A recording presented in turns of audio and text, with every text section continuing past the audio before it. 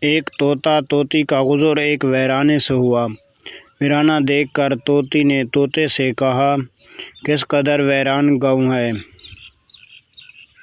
طوطے نے کہا، لگتا ہے یہاں کسی الو کا گزر ہوا ہے۔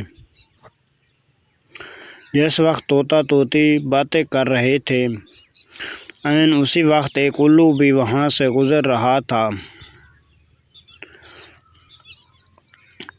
اس نے طوطے سے کہا،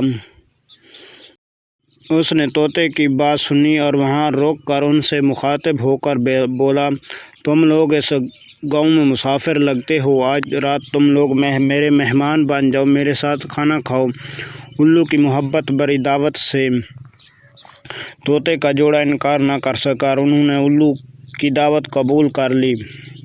کھانا کھا کر جب انہوں نے رخصت ہونے کی اجازت چاہی تو الو نے طوطی کا ہاتھ پکڑ لیا اور کہا، تم کہاں جا رہی ہو؟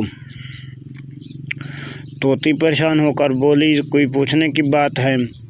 میں اپنے خاوند کے ساتھ واپس جا رہی ہوں۔ الو یہ سن کر ہنسا اور کہا، یہ تم کیا کہہ رہی ہو، جبکہ تم تو میری بیوی ہو۔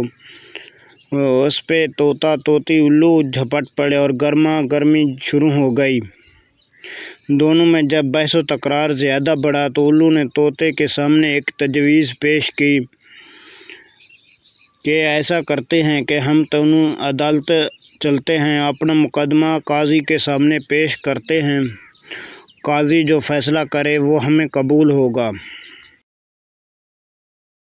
الو کی یہ تجویز پر طوطا اور طوطی مان گئے اور تینوں قاضی کی عدالت میں پیش ہوئے۔ قاضی نے دلائل کی روشنی میں الو کے حق میں فیصلہ دے کر عدالت برخاست کر دی۔ طوطا اس بے انصافی پر روتا ہوا چل دیا تو الو نے اسے آواز دی، بھائی اکیلے کہاں جاتے ہو؟ اپنی بیوی کو تو ساتھ لیتے جاؤ۔ طوطے نے حیرانی سے الو کی طرف دیکھا اور بولا، اب کیوں میرے زخموں پر نمک چھڑکتے ہو؟ یہ اب میری بیوی کہاں ہے؟ عدالت نے تو اسے تمہاری بیوی قرار دے دیا ہے۔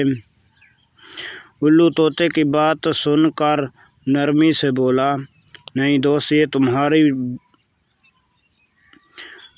دوست، یہ طوطی میری نہیں بلکہ تمہاری ہی بیوی ہے۔ میں تمہیں صرف یہ بتانا چاہتا تھا کہ بستیاں الو ویران نہیں کرتے، بستیاں تب ویران ہوتی ہیں جب ان سے انصاف اٹھ جاتا ہے۔